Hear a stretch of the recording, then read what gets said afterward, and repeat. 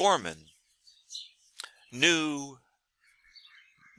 believed that Maryland had to disfranchise black people in a way that navigated around the 15th Amendment.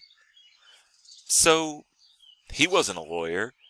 He went to the best legal white supremacist mind he knew. John Prentice Poe, the dean of Maryland Law School. And he asked Poe, pictured over there at the left, he asked Poe to write an amendment that wouldn't violate the 15th Amendment, but would effectively get rid of black voters and ensure that Maryland wouldn't have competitive elections anymore.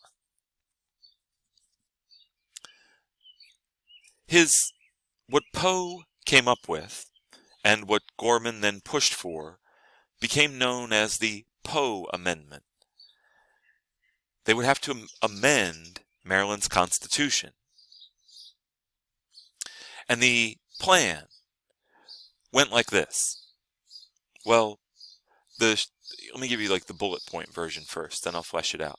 The plan was a grandfather clause, a literacy test, and an understanding clause. The grandfather clause worked like this. It said that everyone qualified to vote in Maryland before 1869 would remain qualified to vote, as would their male descendants. 1869, it feels kind of like we just picked that number out of nowhere, didn't we? No, we didn't. The 15th Amendment took effect in 1870. So by using the year 1869, it went back to the days when only white men could vote in Maryland. So if you were qualified to vote before 1869, then you'll be qualified to vote, as will your male descendants. Anyone else had to be able to read.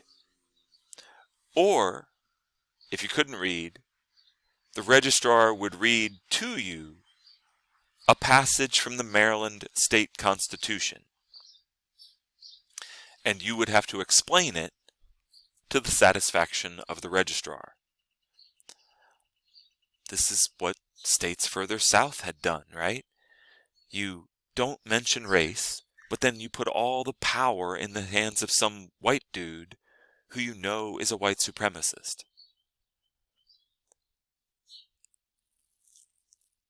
So the part about 1869, that's what's referred to as the grandfather clause. The literacy test, you got to be able to read. And the understanding clause, oh, if you can't read, the registrar will read it to you. And then you just have to explain it.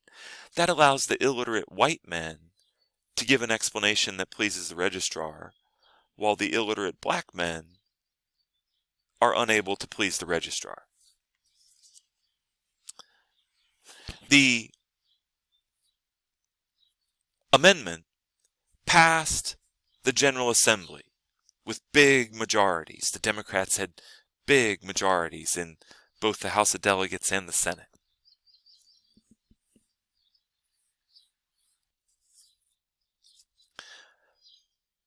But even though it passed the Assembly with big majorities, plot twist, Governor Warfield refused to sign it. Warfield said that the way it was written, it was too broad, and it would wind up disfranchising white immigrants who were becoming an increasingly important part of the Democratic voter base. Remember that all this illiteracy stuff is in the hands of a registrar. It doesn't say that they're going to let white immigrants through. If you're an illiterate white immigrant, then this could be really alarming. Of course, if you're a black Marylander, it's terribly alarming. In the cartoon here, Gorman is trying to give Maryland democracy his Poe Amendment medicine. And he says, after you've taken the entire bottle, you'll be surprised at the result. And democracy says, I'm afraid so. That's what worries me. So the General Assembly passes the Poe Amendment 1904, but Warfield won't sign it. The Maryland court rules that even though Warfield wouldn't sign it, it can go to the voters for their approval anyway. So it's going to be in the hands of the voters. The Assembly is strongly for it. Warfield couldn't stop it. Warfield did say, he wanted to be clear, he was like, I do think that we need to disfranchise the black people.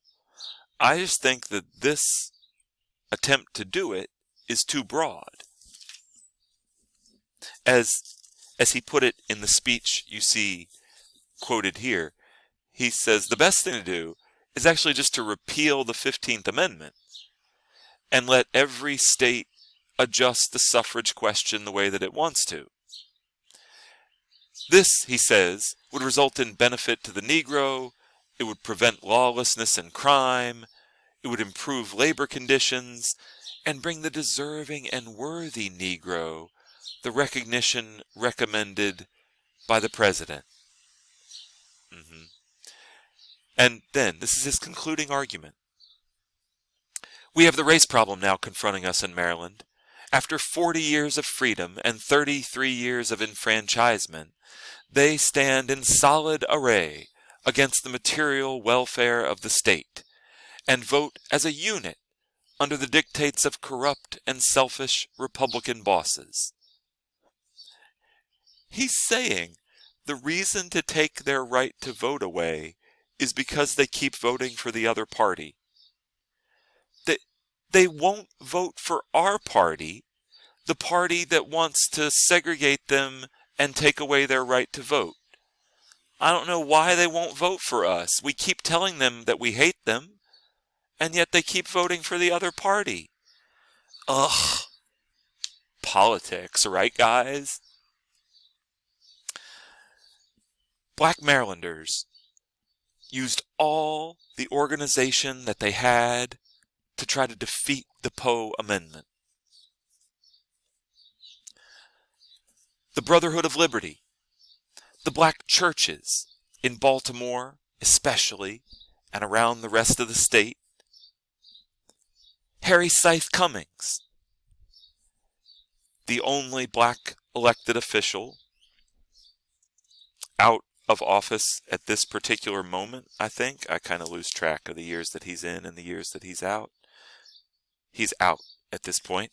But practicing law, leading legal efforts, immediately trying to challenge the Curbin Act and the way that it was utilized. And what black Marylanders wanted was to form a real alliance of brotherhood with the white Marylanders who thought this was wrong. And there were plenty of white Marylanders against the Poe Amendment. But in general, they don't want to be seen having anything to do with the black Marylanders who are against the Poe Amendment. In fact, this is the kind of argument used in the white press to try to turn white voters against the Poe Amendment. It's that if the Poe Amendment passes, the Democrats are going to be able to treat you like a black person. They're going to put you in amendment black paint with arbitrary disfranchisement.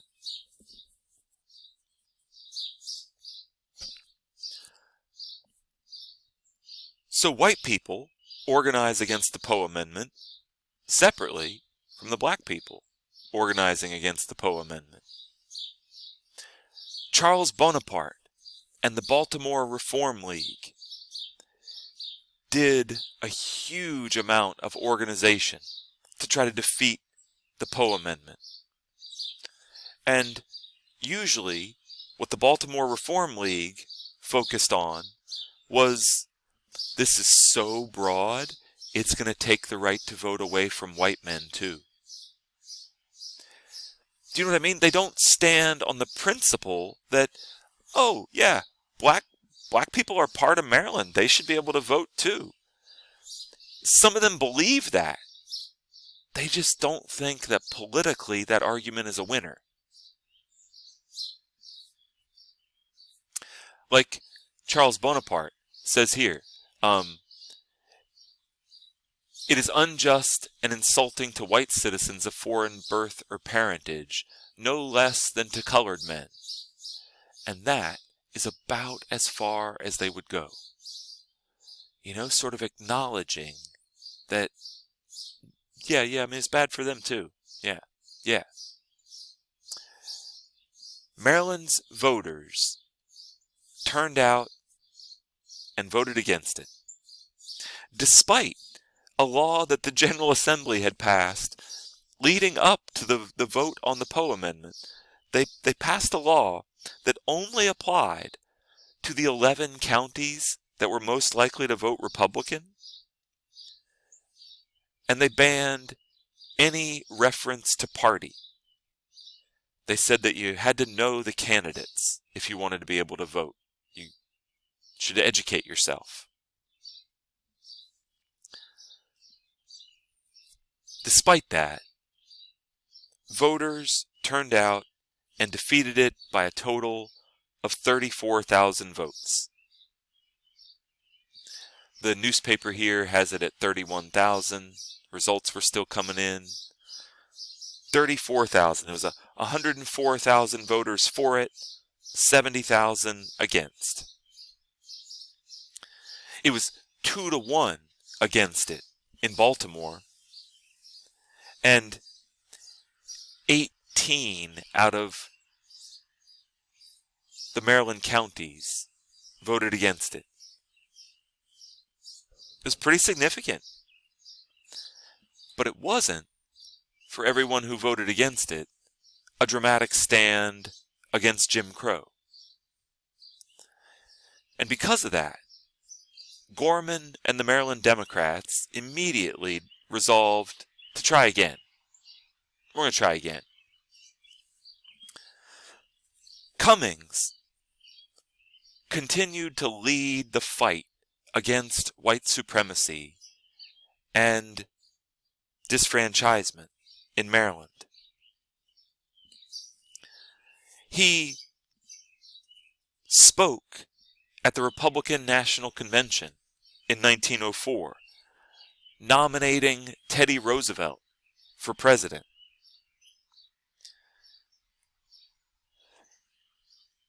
He then was elected to the Baltimore City Council once again in 1907, and then stayed in that seat for the next decade, 1907 to 1917. The only thing that got him out of office after 1907 was death. He stayed in that seat until he died of death in 1917.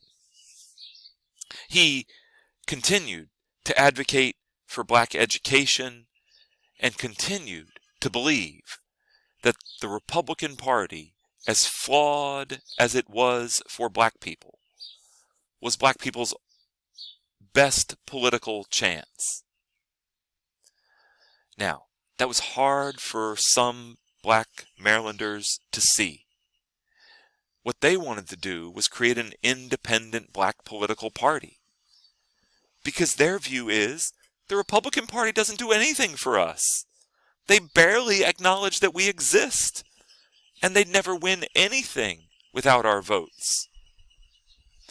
But Cummings recognized that black people were 20% of the state, and an independent black political party had no chance of delivering real political results for black people. Instead, what black people had to do was turn one of the two big parties from within, so that that party would eventually recognize the importance of black people to that party. I hope I said that correctly in a way that makes sense.